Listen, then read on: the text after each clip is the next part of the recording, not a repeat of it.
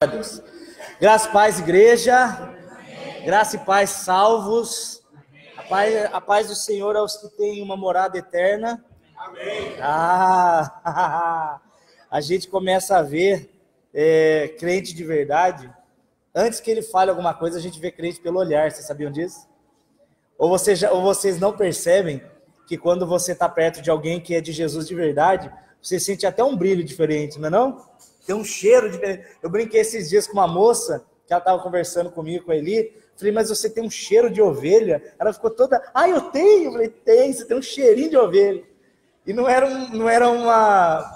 estava xingando ela, não. Ela não estava fedida. É porque ela era muito fofa. Você percebe Jesus no olhar da pessoa. Inclusive, quando a gente está aqui falando do amor de Deus com vocês, eu, o pastor Tamar, Eli, qualquer outro que pegue o microfone, a gente percebe quem está recebendo e quem não está pelo olhar.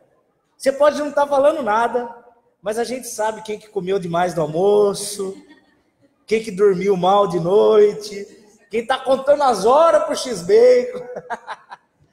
Mas é uma alegria quando a gente vê que a palavra está caindo em terreno fértil. E em nome de Jesus Cristo, hoje os corações serão especialmente afofados para receber essa palavra, essa semente que vai frutificar. Em nome de Jesus. Sem delongas, vamos para Apocalipse capítulo 3. Abre aí, por gentileza, quem está com a Bíblia. Porque culto de ensino... Gente, eu tenho que educar vocês com uma coisa, com todo carinho do mundo. Culto de ensino, vocês têm que trazer Bíblia e caderno. Vocês precisam trazer para anotar muita informação. Eu duvido que você vai sair daqui lembrando de tudo que foi falado. Duvido. Eu mesmo tenho que escrever muita coisa aqui, porque se chegar na hora de falar, eu não vou lembrar. Então não faz sentido vir num culto de ensino achando que vai ser igual um culto de avivamento. Não é. É outra pegada. O culto de avivamento ele é gostoso. Você roda. Luizão e a Eli, domingo. Meu Deus do céu, o que estava acontecendo com os dois domingo? Eu não sei nem o que eu estava fazendo aquela fileira. Eu falei, gente, tava o Luiz de um lado, a Eli do outro e eu no meio. Eu falei, o que eu estou fazendo aqui? No meio das labaredas. O culto avivado é uma delícia. Mas, se não houver o fundamento da palavra, o avivamento acaba rapidinho. Eita! Então é necessário você juntar os dois lados. Tanto aquele culto animado... Pera, deixa eu engolir minha bala, se eu falar com bala, eu vou ficar por cima. Culto avivado é uma delícia, mas culto de ensino é necessário também. Amém? Então... Deixa eu abrir aqui... que burro, não precisa abrir o celular. O celular pode ficar quietinho. Apocalipse 3 diz assim, a igreja de Filadélfia. 3 a partir do verso 7, tá? Apocalipse 3 a partir do verso 7, é o nosso assunto de hoje. A igreja de Filadélfia. E ao anjo da igreja que está em Filadélfia, escreve, é uma ordem para João. João, ao anjo que está na igreja de Filadélfia, escreve isso aí, ó. Isso diz aquele que é santo, aquele que é verdadeiro, e aquele que tem a chave de Davi, aquele que abre e ninguém fecha, aquele que fecha e ninguém abre. Conheço as tuas obras, e eis que diante de ti pus uma porta aberta, a qual ninguém pode fechar. Vocês têm pouca força, mas guardaram a minha palavra e não negaram o meu nome. Eis que farei àqueles da sinagoga de Satanás, aqueles que se dizem judeus, mas não são, e mentem. Eis que farei que venham e adorem prostrados aos teus pés, e eles saberão que eu amo você. Como guardaste a minha palavra da minha paciência, também eu te guardarei na hora da tentação que há de vir sobre o mundo, para tentar os que habitam a terra. Eis que eu venho sem demora. Ô glória, vou falar de novo. Eis que venho sem demora. Guarda o que tens, para que ninguém tome a tua coroa. Aquele que vencer, eu farei dele coluna no templo de Deus. Oh, meu Deus! E de lá nunca sairá. E escreverei sobre ele o nome do meu Deus e o nome da cidade do meu Deus, a Nova Jerusalém, que desce do céu, do meu Deus, e também o meu novo nome. Quem tem ouvidos para ouvir, ouça o que o Espírito diz às igrejas. Santo Deus, Paizinho querido, amado, Jesus, palavra forte, Pai, muitas coisas tem, Pai, estou até com medo de não dar tempo hoje, mas Senhor, o que o Senhor quiser falar com essa igreja hoje, por favor, Pai, por misericórdia, derrama sobre nós, sobre eles, sobre mim, que nós saiamos daqui hoje, Pai, transformados pela revelação da sua palavra, Pai. Que não seja um mero momento que termina quando o culto acaba, mas que seja uma transformação para nossas vidas, Senhor. O Senhor está prestes a tocar essa trombeta, Pai. Eu sei disso, eu percebo isso, Pai. Os sinais estão estranhos, Pai. As profecias cumpridas, Pai. E ainda tem muitos aqui que dormem, Senhor, dormem. Que hoje seja o dia desse despertamento, Pai. E aos que já estão despertados, que hoje seja o dia onde a esperança será renovada em nome de Jesus. Primeiro verso é o verso 7. Ao anjo que está na igreja de Filadélfia escreve. Primeiro de tudo, Filadélfia significa amor fraternal. O que isso tem a ver com o sinal profético das 7 igrejas? Vejam bem, ela é a 6ª igreja. Nós já passamos pela primeira igreja, que era a igreja dos apóstolos. Passamos pela segunda igreja, que era a igreja perseguida. Passamos pela terceira igreja, que era a igreja que se misturou com o Estado. Passamos pela quarta igreja, que era a igreja afastada de Deus, a igreja religiosa. Passamos pela quinta igreja, igreja de Sardes, que foi a igreja onde aconteceu a reforma, onde a Bíblia voltou a ser lida. E nós então agora nos encontramos na 6ª igreja. Do ponto de vista profético, ela é a igreja do avivamento. Ela é a igreja dos primeiros missionários. Ela é a igreja que começou a mandar pessoas para o mundo. Você vê o surgimento de grandes homens e mulheres de Deus nesse período. Você vê George Miller, você vê Jonathan Edwards, você vê Spurgeon, você vê... o pastor está apontando... É que ele fez assim.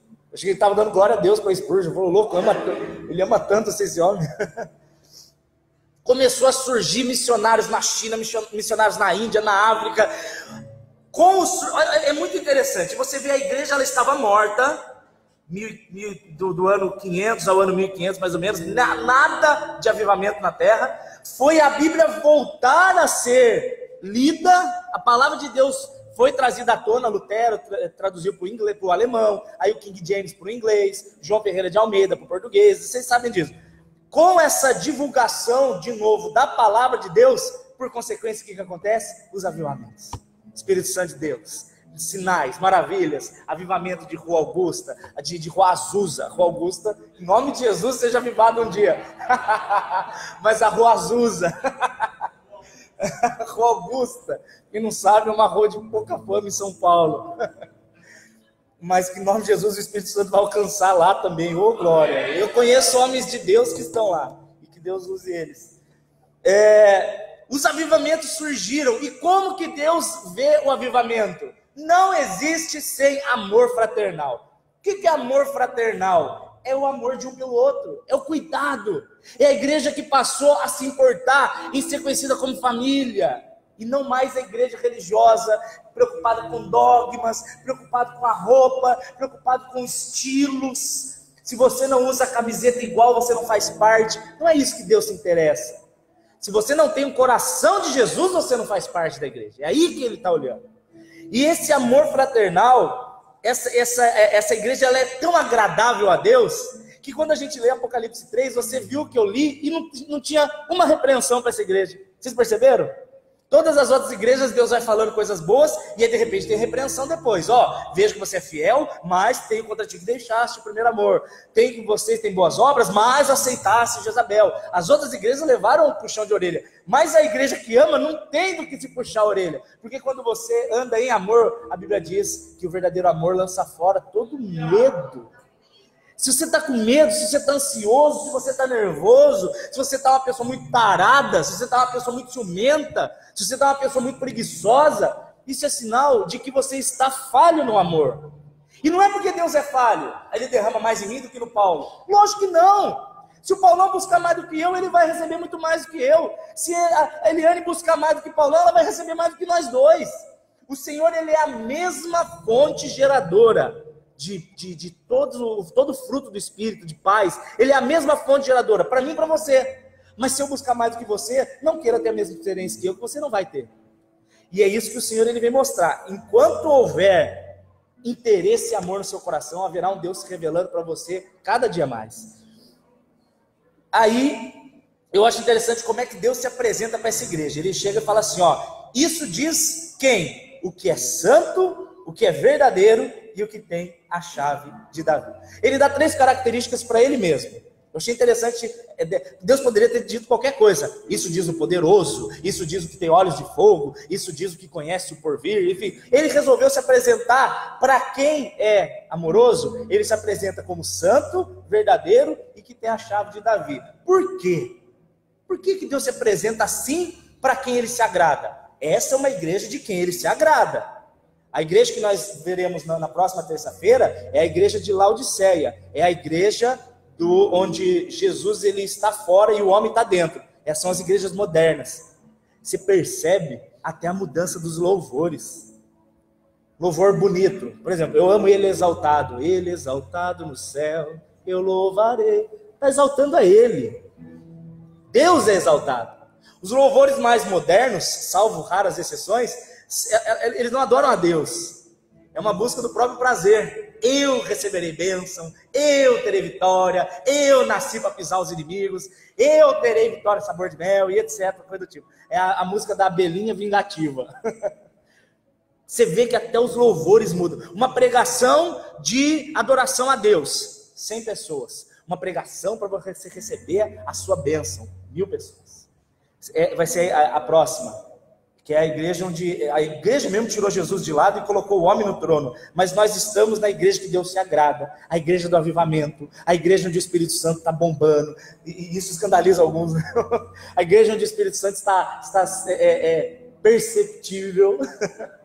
E aí para esses Deus se apresenta como o santo, o verdadeiro e o que tem a chave de Davi. Por que ele se apresenta com essas 3? Primeiro, você sabe como que Jesus fazia para chamar a atenção dos discípulos? Ele falava 2 vezes a mesma coisa. Presta atenção. Quando ele vai, por exemplo, clamar sobre Jerusalém, ele não diz Jerusalém, ele diz Jerusalém, Jerusalém. Ele dizia 2 vezes, em verdade vos digo. Pedro, Pedro, tudo era 2 vezes. O que é esse 2 vezes? Se você ler na Bíblia alguma vez a palavra sendo dobrada, preste atenção que isso é um sinal de exclamação bem grande. É que eles não tinham sinal de exclamação, né? Porque uma coisa é eu mandar uma mensagem para Eli. Eli, vem aqui. Ponto final. Tá tranquilo. Eli, vem aqui. Pontinho de exclamação. Ela fala, ué, o que está acontecendo? Porque ele tá bravo.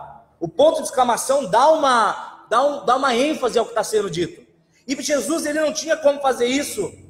A escritura não tem ponto de exclamação, o grego e o hebraico. Então, para chamar atenção, ele falava 2 vezes. Por que eu estou falando isso?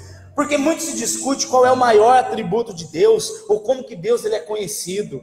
Muita gente fala, não, o atributo de Deus é amor, porque a Bíblia diz em 1 João que ele é amor. Concordo, a Bíblia diz que ele é amor, a Bíblia diz que ele é poder, a Bíblia diz que ele é justiça. Mas tem uma palavra só na Bíblia que é dita 3 vezes. 2 é para chamar atenção. 3? Oh, meu Deus. Isaías capítulo 6. Quando Isaías vê o trono, e ele vê o Pai sentado, ele vê os serafins andando em volta dele, e aí eles gritam uma coisa. O que ele fala? Santo, santo, santo. Santo, santo, santo. O maior atributo de Deus é a santidade. Santidade quer dizer que Deus é absolutamente puro. Deus não se contamina, Deus não erra, Deus não falha, Deus não atrasa, Deus ele não tem maldade nenhuma, ele não tem nenhum sentimento ruim, não cabe isso em Deus, porque ele é santo, absolutamente santo. Uma coisa que me impressiona é que sabe quantos pecados bastaram para que Adão e Eva perdessem toda a intimidade com Deus? Quantos pecados? Um pecado foi o suficiente para tirar a presença de Deus da vida de Adão e Eva. Eu não estou falando isso para trazer um peso, muito pelo contrário, Jesus Cristo veio para abrir o novo e vivo caminho, nós temos acesso ao Pai. Mas eu quero que vocês entendam que nós não estamos tratando com Deus, que muita gente imagina, são imagens erradas de um Deus verdadeiro. Alguns olham Deus como um tirano com raio na mão, esperando você errar para jogar um raio na sua cabeça. Mas muita gente que pensa que Deus é assim. Mas existe o oposto. O oposto é muita gente que acha que Deus é um velho tapado, de chale nas costas, com problemas sérios de pulmão. Filhinho, para de pecar. Um Deus tirano que é mentiroso. Um Deus velhinho tapado que também é mentiroso. Por quê? Deus não está pronto para te matar. Muito pelo contrário. A Bíblia diz que o interesse de Deus é te salvar. O interesse de Deus é te salvar. 1 Timóteo capítulo 2, Deus, ele não quer que ninguém se perca, mas que todos venham a conhecer a verdade. Mas por outro lado, Deus também não é idiota. Não é assim, eu quero tanto te salvar que eu te aceito de qualquer jeito. Isso é uma mentira do inferno. Para andar com Deus, a santidade não é uma opção, a santidade é uma condição de todo aquele que crê. A Bíblia diz em 1 João capítulo 2, no verso 6, que todo aquele que diz que é dele tem que andar como ele andou. Não é porque as pessoas merecem, não é porque eu estou com vontade, não é porque eu vou receber aplauso, eu não faço por causa disso. Eu faço simplesmente porque eu reajo de acordo com aquele que habita em mim. Se a pessoa me trata mal e eu devolvo maldade, eu estou me igualando no nível dela. Eu lembro de um irmão que falou assim para mim, que eu estava discutindo com um cara na internet, ele falou assim, Dani, para de brigar com gente idiota. Eu falei, por quê? Ele falou, porque você vai ter que se rebaixar no nível dele e você vai perder porque ele tem experiência. Eu falei, meu Deus, é isso. Reaja como aquele que habita dentro de você, não esperando gratidão, não esperando que o outro faça a mesma coisa, mas porque você não consegue agir diferente de Jesus. Santidade não é hoje eu estou com vontade de ser santo, hoje não. Hoje eu vou para a igreja, amanhã eu vou enfiar o pé na jaca. Então você não entendeu o amor de Deus. O amor de Deus se você pecar, há perdão para você, mas que o seu coração nunca entenda isso como liberdade para errar de propósito. Já que a graça superabundou, posso pecar à vontade. Se você pensa assim, você não entendeu que Deus é santo e que o pecado o ofende. Deus é ofendido com o pecado. Então ele se apresenta para a igreja que é verdadeira assim, dizendo, você é meu filho de verdade? Então você tem que andar como eu andei. Você tem que andar como Jesus andou. Porque Jesus nunca pediu para que nós fizéssemos algo que ele mesmo não tenha feito. Presta atenção. Quando ele pede para a gente amar o inimigo, é porque ele amou. Quando ele pede para a gente perdoar quem nos afronta, é porque ele perdoou. Quando ele manda a gente ir pregar o evangelho e converter pessoas, é porque ele foi. Quando ele manda a gente colocar a mão na cabeça das pessoas e profetizar a cura, é porque ele também fez e ainda disse que nós faríamos obras maiores. E é no nome dele que a gente faz. Segundo modo como ele se apresenta, aquele que é verdadeiro. Gente do céu, vocês não fazem ideia do privilégio que vocês têm, meu Deus, por conhecerem a verdadeira palavra de Deus. Vocês não fazem ideia do que é conhecer a liberdade da salvação em Cristo Jesus. Eu já contei, mas se eu não contei, eu vou repetir. Pastor amigo meu, ele ia pregar no culto e toda vez uma senhorinha chorava, sem parar. Chorava. Podia ser o culto, ele contou isso na semana passada e eu lembrei dessa senhora. Podia ser qualquer culto de ação de graças, a senhorinha chorando. Culto de cajadada, a senhorinha chorando. Anúncio que ia ter batismo na semana que vem, a velhinha chorando. Não parava. Aí um dia o pastor não aguentou e chamou ela no gabinetinho e falou, amada, por que você chora tanto? Começou a chorar de novo. Aí ela contou, ela falou assim, pastor, sabe o que é? Eu há 20 anos atrás, 25 anos atrás, era muito tempo assim, eu tive uma gravidez e eu não era casada. E para evitar, né, aquele estresse da família, aquela coisa toda, eu abortei com uma agulha de crochê. Foi lá, furou o útero, matou as crianças e ela enterrou essas duas crianças no quintal dela. Ela contou isso para o pastor, essa história é real. Isso aconteceu em Londrina. Aí o pastor contando que quando ele sentou e começou a ouvir ela falando, por dentro ele estava com vontade de gritar e falar, meu Deus, que absurdo! Mas você tem que fazer aquela cara de paisagem, né?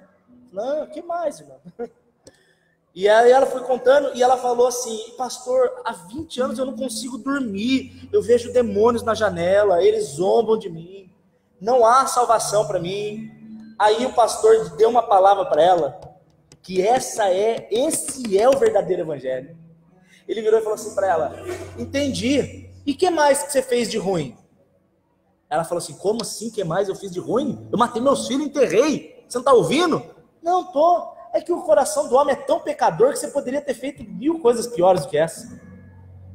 Ela olhou assim, estranho, né? Quer dizer que dá para ser pior até, né, do que eu já fui? Aí ele falou assim: dá para você ter sido muito pior. E deixa eu te falar uma coisa: o sacrifício de Jesus, ele purifica de todo o pecado. Se você crê em Jesus, você está perdoado agora. Quando ela ouviu isso, e ela entendeu que realmente o sacrifício de Jesus era maior do que o pecado que ela fez, aí ela chorou pela primeira vez, mas não de peso, aquele choro de alívio. E essa palavra é verdadeira. João no capítulo 3, no verso 16, diz assim: essa é a verdade. Essa é a verdade. Isso não é um achismo, essa é a verdade. Outras religiões dirão diferente, problema deles, porque não foi o que Deus disse. Deus disse isso, que Deus amou o mundo de tal maneira que ele enviou o seu único filho, para que todo aquele que creia nele não morra, mas tenha vida eterna. E o que eu gosto do texto de João 3 é que ele fala assim: e a condenação é essa, ó, João 3:19. A luz veio ao mundo, a luz é Jesus, mas os homens preferiram as obras más. Ou seja, os homens preferiram ficar fazendo as coisas erradas. Eu lembro de uma vez um cara que eu fui falar do amor de Jesus para ele e fiquei falando. Ele ouviu, ele falou assim: mas eu não posso crer nisso. Eu falei: por quê, velho? Porque se eu crer nisso eu vou ter que parar de adulterar. Então ele preferiu o adultério do que a liberdade em Cristo Jesus. E o interessante, olha o que Jesus fala, Jesus mesmo falando: todo aquele que faz o mal, ou seja, todo aquele que voluntariamente está no mal, odeia a luz e não vem pela luz. O que é o contrário de quem faz o mal? Deveria ser quem faz o bem. Mas olha como Jesus, ele é genial até no que ele fala. Ele fala assim em João 3:20: todo aquele que faz o mal odeia a luz. Ou seja, todo aquele que quer permanecer no mal sai de Jesus. Está entendendo? O que deveria ser o contrário? Todo aquele que faz o bem vem até Jesus. Mas não é o que Jesus fala. Ele diz assim: mas todo aquele que pratica a verdade vem para a luz. Por que Jesus fala isso? O contrário de mal para Jesus não é bem. O contrário de mal é verdade.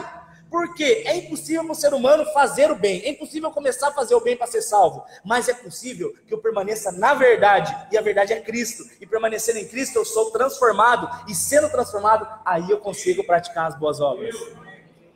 Você percebe que não é a boa obra que salva. É permanecer na verdade. Estou em Cristo. Estou salvo em Cristo Jesus. Estou firmado em Cristo Jesus. Quem me justifica e quem me fortalece é Cristo Jesus. E aí, por consequência, eu passo a ser uma pessoa fantástica. Porque eu estou nele, na verdade. E o terceiro ponto que eu achei o máximo, ele aparece como aquele que recebe... aquele que tem a chave de Davi. Abre para mim, por favor, Isaías 22. Eu vou te mostrar o que é chave de Davi. Que vergonha, velho. Tô tirando foto da minha cara aqui. Deixa eu emagrecer. Aí você tira foto de mim.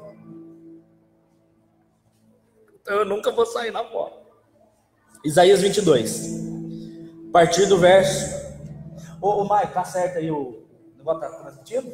Graças a Deus que o diabo da internet seja repreendido, que bloqueia sinal safado. Isaías 22, a partir do verso 20, diz assim: será naquele dia que chamarei ao meu servo Eliaquim, o filho de Hilquias. Acharam aí? Tá todo mundo beleza? Amém. E vesti-lo-ei da túnica e cingi-lo-ei com o teu cinto, e entregarei nas suas mãos o teu domínio, e serás como pai para os moradores de Jerusalém e para a casa de Judá. Porei nas mãos dele a chave da casa de Davi, e sobre o seu ombro, e abrirá e ninguém fechará, e fechará e ninguém abrirá. e fixá-lo-ei como um prego num lugar firme, e será como um trono de honra para a casa do seu pai. Quem é esse menino aqui chamado Eliaquim? Eliaquim era filho de Ilquias. Quem é Ilquias? Quem é Eliaquim? Eles eram os principais administradores do rei Ezequias. Só para se localizar, 2 Reis, capítulo 19, o rei Ezequias, ele é aquele cara que ele estava em Jerusalém, aí ele recebe a visita de um mensageiro do rei da Assíria, o rei Senaqueribe. Mas só para vocês saberem quem é esse cara. Estava lá o rei Ezequias sentado, aí vem o mensageiro falando, olha, o rei Senaqueribe disse que ele vai fazer, que ele vai destruir Israel e vai transformar vocês em esterco. Está escrito na Bíblia, 2 Reis 19. Aí o rei Ezequias fica apavorado, porque o rei Senaqueribe é gigante o exército dele. Ele não ia conseguir ganhar na porrada, não ia conseguir. Aí o que Ezequias faz? Ele pega um papel e ele escreve tudo o que o outro rei disse. Ele disse que vai nos destruir, ele disse que não temos Deus, ele disse que nós seremos igual a esterco, ele disse isso. Escreve uma carta. Aí ele pega aquela carta chorando e ele vai para dentro do templo, ajoelha e mostra a Arca da Aliança.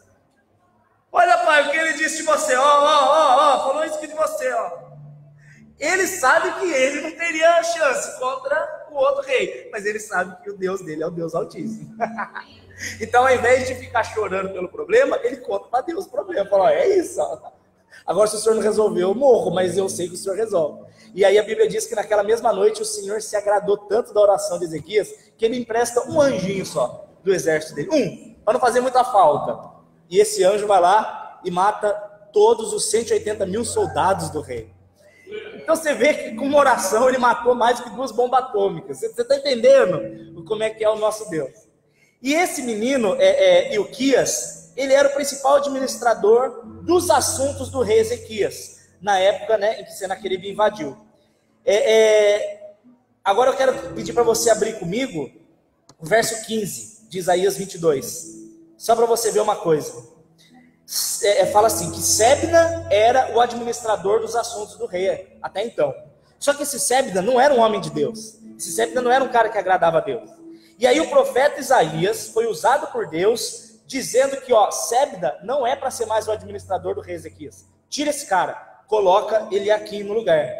E quando ele é colocado no lugar, aí acontece aquilo que eu falei, que ele ia ser vestido, de roupas e tal, e ele ia receber a chave de Davi. O que era essa chave de Davi? A chave de Davi era a chave que dava poder ao administrador para saber quem poderia entrar na presença do rei ou não. Quem tinha a chave de Davi podia ter a autoridade de falar, você pode ficar com o rei e trabalhar com ele. Você não vai entrar na presença do rei. Ele era como se fosse o recrutador de talentos ali, sabe? Você pode ir com o rei, você não. Você sim, você não. Então Jesus, quando ele se apresenta como aquele que tem a chave de Davi, ele se coloca como aquele que decide quem entra na presença do Pai ou não. E é por isso que ele olha para a gente agora como filho e fala, você é filho? Você tem o meu sangue sobre a sua vida? Você tem cheirinho de ovelha? Pode entrar. Vai para a presença do Pai, que você entra.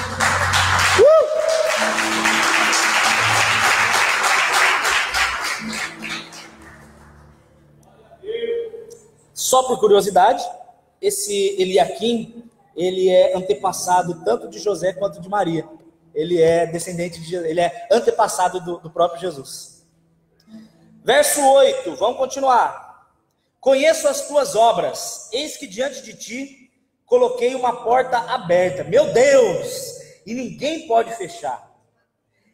Tendo pouca força, guardaste a minha palavra e não negaste o meu nome. Eu lembro de um pastor, amigo meu muito querido, que ele estava numa reunião onde por discordância quanto a alguns procedimentos não bíblicos, ele foi convidado a se retirar do ministério. Você já ouviu acontecer isso, pastor Tamar? Já ouviu falar algo parecido? Enfim, deixa para lá, vontade de falar.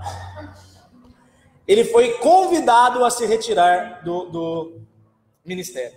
E ele estava num momento muito triste, porque ele puxa vida, mas será que Deus não está se agradando de mim e tal? E ele conta que no momento que ele estava orando para... Triste, gente, não é gostoso, né? Por mais que você esteja na verdade, você ser mandado sair da presença de onde você era família. Isso porque eles estão errados ainda, biblicamente falando. Aí ele estava triste lá, Senhor, eu sei que eu estou te obedecendo, mas vai, dá um colo para mim. Aí levanta um cara que mal sabia da história, virou para ele e falou assim: pastor, Deus está mandando eu te dizer uma coisa. Quando Deus abre uma porta, ninguém fecha. E quando ele fecha, ninguém abre. Essa palavra, eu quero que você leia Isaías capítulo 43, verso 13. Abre para mim, por favor. Isaías 43, verso 13. Certo, Flavião? Você tava chique de moto hoje, hein? Tava um motoqueiro fantasma. Não, motoqueiro fantasma não. Motoqueiro de Deus, de Jesus. Isaías 43, 13. Veja bem. Ainda antes que houvesse dia, eu sou. Gente, a gente acha que Deus, ele não sabe o que vai acontecer amanhã. Pai, o que vai acontecer amanhã? Ai, sabe que eu não sei? O que será que acontece? Antes que houvessem os dias, ele já era, eu sou. E ninguém há que possa escapar das minhas mãos. Agindo eu, quem impedirá? Meu amado, deixa eu falar uma coisa para você agora. Deixa eu ligar o modo Elinéia de viver. Modo Elinéia Pentecoste de viver. Amado, deixa eu te falar uma coisa. Se Deus ele tem uma decisão para a sua vida, se Deus tem uma vontade para a sua vida, se Deus tem um plano para a sua vida, Ele não precisa que ninguém concorde, que ninguém aprove, que ninguém te ajude. Você não tem que ter medo, você não tem que ter medo do que vai acontecer, o que vai acontecer. Não depende nem de você, porque aquilo que é a vontade de Deus para a sua vida, que zombe, que o mundo zombe, mas se Deus quiser, Ele passa a ser o zombador. Se Ele quiser, Ele faz acontecer o negócio. Você acha que eu preciso agradar alguém para conquistar o que Deus tem para mim? Você acha que eu preciso mudar os meus padrões de santidade para ganhar pontos com um chefe? Eu preciso dar risada da piada pornográfica que o chefe fez para eu garantir a minha promoção? Eu preciso puxar saco do pastor Itamar para ganhar algum cargo na igreja? Você acha que eu preciso agradar uma pessoa para que Deus continue me sustentando a mim e a minha esposa no nosso ministério? Querido, o que é de Deus? Ele é o patrocinador. Quando o Senhor Jesus está na sua vida, você não precisa de incentivo de ninguém, porque Ele é o próprio incentivador que você tem. Credo! A gente é muito... Glória a Deus mesmo. A gente fica assim... A gente fica preocupado como se o resultado dependesse das minhas atitudes. Olha um exemplo. Eu sei que é involuntário, mas eu vou dar um exemplo. Eu tenho filho, tenho lá meus 2 filhos. Pequeno Isaías e o pequeno Melquisedeque, Suassuna Saad. Lindinhos, profetinhas de Jesus. Na creche já vão estar expulsando capeta. Sabe o nome de Jesus? A criança tudo tremendo lá no berçário. Tá valendo. Aí tá lá os 2, aí eles crescem, arranjam namorada em nome de Jesus, 2 profetisas de Jesus também, para tudo ser pastor igual o pai e a mãe. Aí ele chega e fala: pai, eu vou viajar com a família da namorada e a gente volta às 3 horas da manhã, tudo bem? Tudo bem. Aí eu estou em casa, da meia-noite, eu não consigo dormir. Por que eu não consigo dormir? Porque não chegou meu filho. Aí eu preciso ficar acordado, porque se eu não ficar acordado, ele vai morrer na estrada. O que eu ficar acordado vai mudar? Fala pra mim. Ai, você não sabe porque você não é pai. Não estou falando quanto a isso. Eu estou falando qual é a eficácia dos seus olhos abertos para que ele não bata o carro. Fale para mim. Não resolve nada. Eu lembro do pastor, acho que não lembro qual pastor fala, sobre o doce som da chave do carro da filha dele batendo na mesa. Quando ele ouviu o barulho da chave, aí ele dormia, já está em casa. Eu não estou querendo falar que isso está certo ou errado, porque eu sei que pai tem preocupação, beleza. Mas eu estou falando que o ato de estar acordado não muda em nada o que vai acontecer depois. Do mesmo jeito, a Bíblia diz que a multidão das suas preocupações não definem o que Deus vai fazer ou não vai fazer. Porque o plano que Ele tem para a sua vida vai acontecer, porque Ele é maravilhoso e Ele é fiel. A porta que Ele abriu, ninguém fecha. Se Deus não quer que você seja um homem que faz escolta de produtos da LG, porque Ele tem medo de algum acidente acontecer com sua vida, Ele faz você ser um chapeiro e fazer o lanche mais gostoso de Taubaté. Deus faz o que Ele quiser, velho.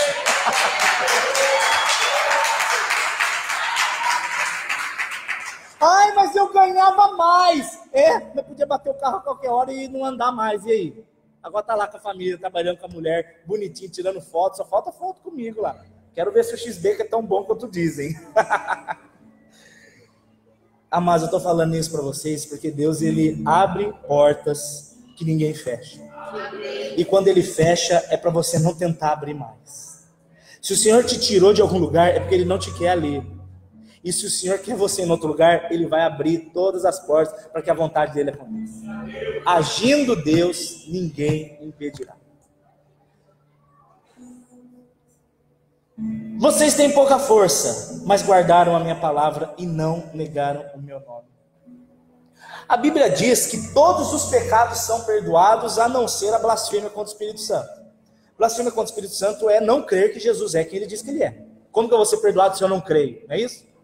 Mas tem mais uma condição que te impede de receber a graça de Deus. Isso está em 1 Pedro capítulo 5.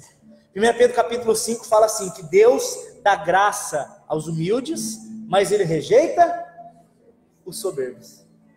A pessoa que acha que ela é responsável por alguma vitória na vida dela, ela automaticamente retirou a glória de Deus da conquista que ela teve.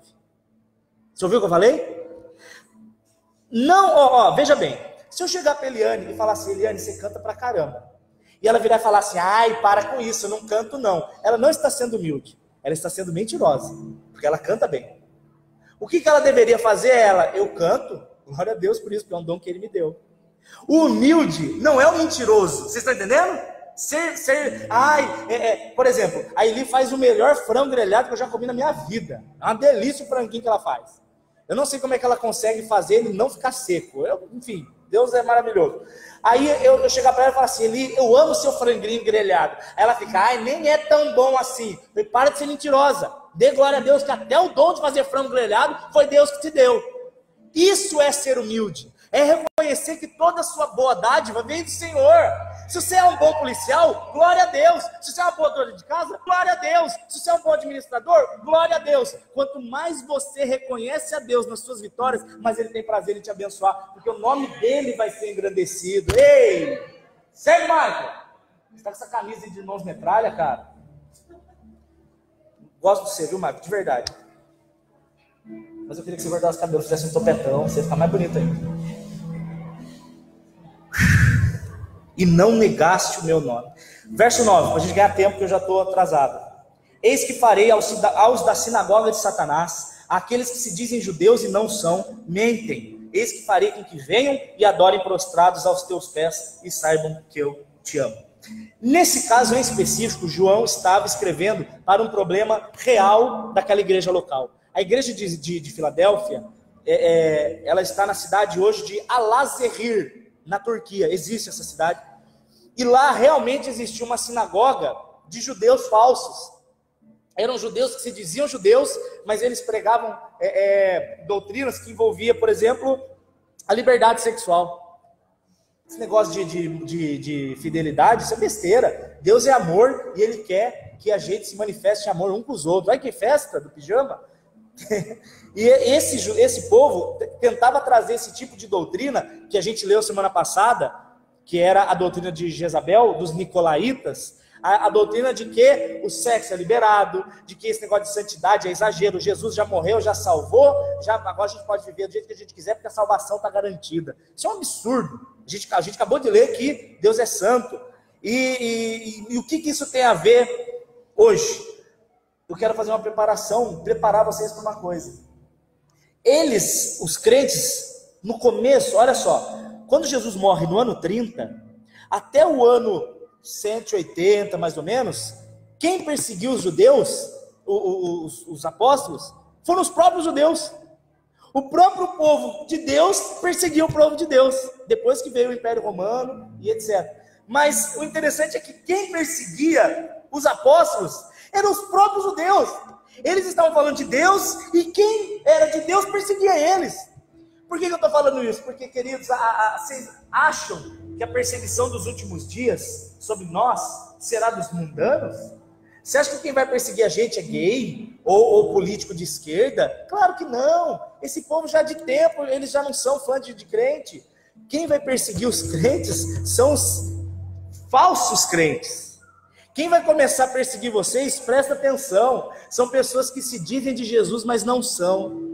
Pessoas que dizem que são de Jesus, mas as atitudes não condizem com isso. E eu quero dar um conselho para vocês, amados. Hoje, mais do que nunca, se envolva com quem crê no mesmo Deus que vocês. A Bíblia diz em 1 Coríntios 15 que as más companhias corrompem os bons costumes. Mais do que nunca está na hora de que os seus melhores amigos sejam pessoas crentes de verdade. Eu não estou falando para você viver numa bolha. Não vou sair, você é mundano, sai da minha presença. Não é isso. Você tem que ser Jesus lá. Mas olha quem você vai pôr dentro da sua casa. Olha com quem você desabafa. Olha com quem você se aconselha. Porque os inimigos da igreja serão a própria igreja. Por isso que Jesus ele se apresenta como o verdadeiro. Por que o verdadeiro? Porque hoje, ser evangélico não quer dizer mais nada. Dizer que eu sou evangélico, grande porcaria. A quantidade de evangélicos que... Interessante isso, né? O Brasil, nos últimos 30 anos, quase que 10 vezes mais crente. 10 duplicou o número de crentes. Só que a política nunca foi tão corrupta, nunca teve tanto assassinato, nunca teve tanta mãe solteira e abortos, e enfim. Como assim multiplica o número de evangélicos e ao mesmo tempo multiplica o número de crimes, desses, né, esses marcadores sociais ruins? É porque é só nome. E quem vai, vocês vão ver. Vocês vão ser perseguidos por parentes de vocês que se dizem crentes, mas eles vão vir com doutrina furada para o lado de vocês. Foge em nome de Jesus. 10. Estamos terminando já. Como guardastes a minha palavra, a palavra da minha paciência, também eu te guardarei na hora da tentação que há de vir sobre o mundo todo, para tentar os que habitam a terra. Eu, Dani, tenho vários motivos para crer, mas eu creio e tenho bases bíblicas para defender que a igreja sobe antes da tribulação. Eu creio nisso. Sei que tem textos que dizem o contrário, mas eu entendo que é antes. E esse é um dos textos mais fortes para provar que a igreja não passa pela tribulação. Porque olha o que o texto diz. Como vocês guardaram a minha palavra, a palavra da minha paciência, também eu te guardarei. Veja bem, ele não diz, eu te guardarei na hora da tentação. Ele diz, da hora da tentação. É bem diferente isso. Ser guardado na tentação significa que eu estou passando por ela e nela Deus me guarda. Agora, ser guardado dela significa que eu nem passo por ali. Eu creio profundamente que a igreja de Cristo, fiel e verdadeira, imaculada, as virgens que carregavam azeite na lâmpada, eu creio que no momento em que a trombeta soar, nós automaticamente, como diz a Eli, quando ela vai cantar no samba, ela faz o somzinho. Estamos direto com Deus em casa. E olha o que ele fala em Lucas capítulo 12, verso 6. Não se costumam vender cinco pardais por 2 moedinhas?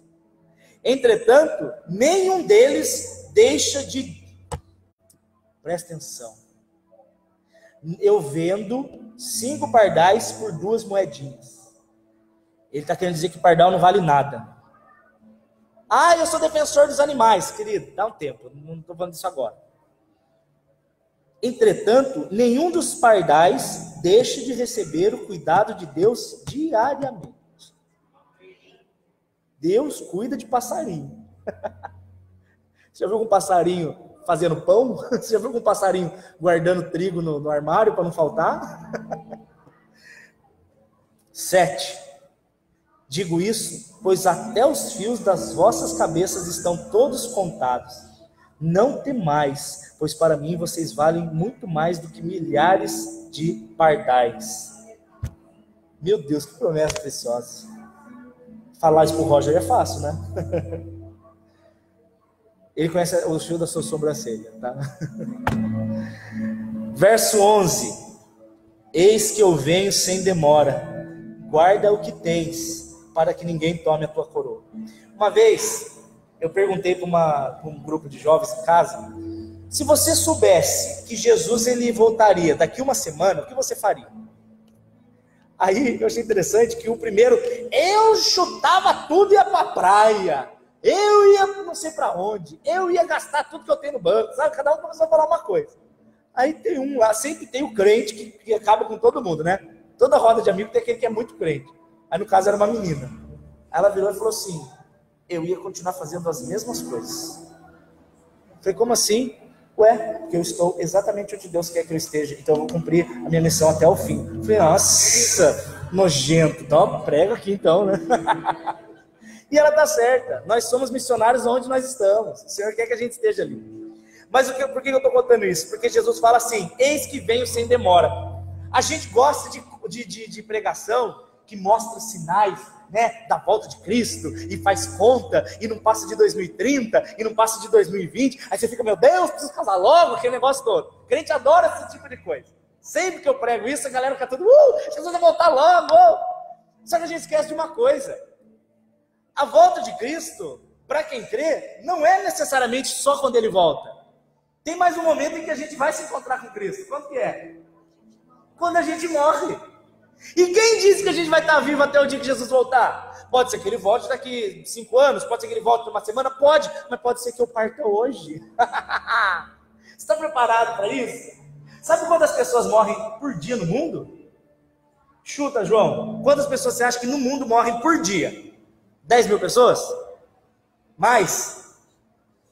250 mil pessoas por dia morrem, em média. 250 mil. Quase uma Taubaté some por dia no mundo. E quando é que será que está teu nome na lista? Esse é o tipo de pergunta que ninguém gosta. Mas pode ser que essa semana um de nós seja chamado para casa. E aí, nesse momento, é a volta de Jesus para nós. Eu estou falando tudo isso, não é para você ficar com medo, mas muito pelo contrário, para te dar um ânimo, para te dar aquela expectativa de que não falta muito para que a gente esteja tocando no nosso Jesus, para a gente ver como Ele é. Eu vou ver Ele cara a cara, Ele vai abraçar e eu vou falar, ei, fião, bem-vindo, bendito meu Pai, valeu a pena, delícia. E o último texto para a gente terminar, aquele que vencer, eu farei coluna no templo do meu Deus. É interessante isso, né? Jesus, ele tem prazer em ser visto conosco. Você já percebeu isso? Jesus, ele tem prazer em falar, ó, você, cara, você é meu amigo, você vai estar comigo. Eu acho tão carinhoso de Jesus, ele incentivar tanto a gente, até essa expectativa do prazer que ele tem na nossa presença. Às vezes eu fico constrangido para o Senhor, mas parece que o Senhor está muito mais feliz em estar comigo às vezes do que eu estar com você, e é assim mesmo, porque Deus é maravilhoso. E aquele que vencer, eu farei coluna no meu templo, e dele nunca sairá. Escreverei sobre ele o nome do meu Deus, o nome da cidade, a nova Jerusalém que desce do céu, e também escreverei o meu novo nome. Eu vou cantar uma música, mas eu acho que você não sabe tocar. Eu acho que você não conhece. Isso eu perguntei, quando você falou que não sabia, eu até assinei aqui. Mas eu vou pedir para você fechar os seus olhos, para não olhar para mim, porque eu tenho vergonha, não sei cantar, não sou Marcelo, não sou Eliane, não sou as meninas aí. Mas você vai prestar atenção na letra. Essa letra mostra esse momento. O momento em que nós recebemos o nome de Deus. O momento em que nós somos aceitos. Aquele momento em que nós entraremos nos portões da glória. Eu não sei como é que você imagina o portão abrindo, você entrando, mas eu sonho várias vezes com isso. E eu quero cantar uma música, que na verdade essa música ela é uma poesia que foi transformada em música, tá? Ela é uma poesia que mostra esse momento. Então fecha seus olhinhos, que eu quero que você sabe quando você transforma em imagem na sua cabeça o que está sendo dito? Que você monte na sua cabeça essa história. A música chama Sonho, de Estênio Márcio. Diz assim. Deixa eu pegar o tom na minha cabeça aqui. Sonhei que eu tinha morrido, não lembro direito do que. Me vi frente a um alto e belo portão, com uma placa escrito céu. Bati com um certo receio, um anjo saiu para atender e me disse, pois não, e eu falei, quero entrar, pois aí é o meu lugar. E o anjo me disse, curioso, eu não acho seu nome em nossos registros. E eu disse, procure num livro antigo, escrito antes que houvesse mundo, e ali achará, com a letra do rei, o meu nome em tinta vermelha. E alguém entregou para o anjo registros que eu reconheci, uma lista de todas as leis que eu quebrei e os pecados que eu cometi. E o anjo olhava os registros, visivelmente assustado, e me perguntou, foi assim que viveu? Eu então respondi que sim. Então, como é que você tem coragem de vir nessa porta bater? Eu disse, olhe bem, no final dessa lista, você reconhece essa letra? E o anjo sorrindo me disse, é verdade, o rei escreveu, perdoado. E ao som dessa bela palavra, aquele botão se abriu. Então eu entrava cantando um hino, que pena que o sonho acabou. Ficaram comigo aquelas palavras, primeiro eu quero ver o meu Salvador. Glória a Deus.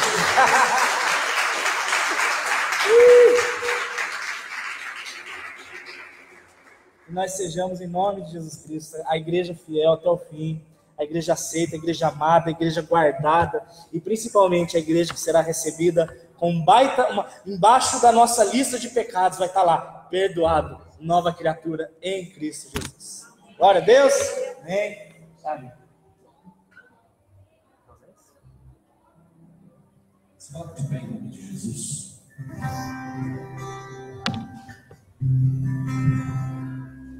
És a nossa estrela da manhã, Cordeiro Santo que nos trouxe a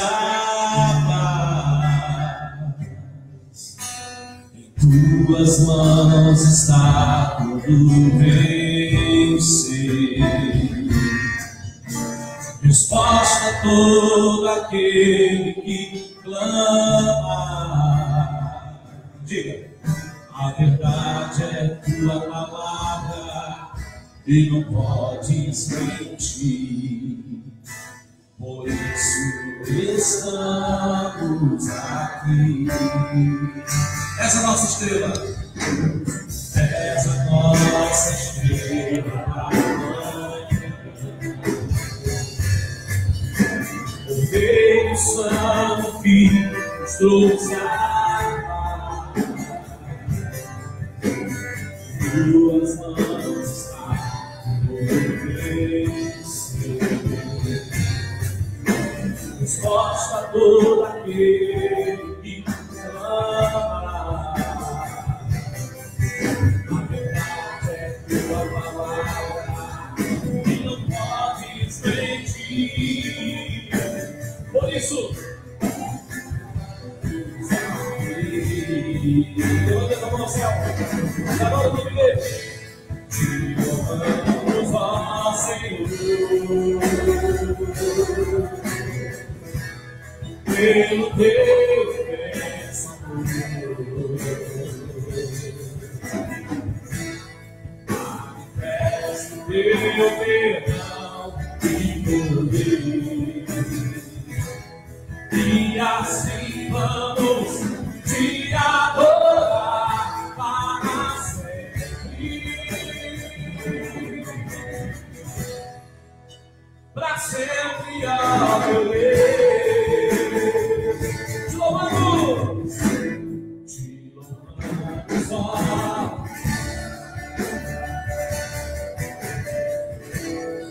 Meu Deus, imenso amor.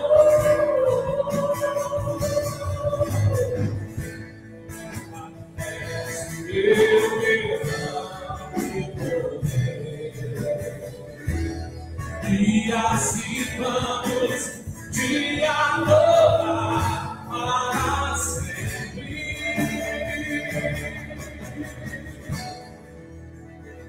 sempre ao meu Rei.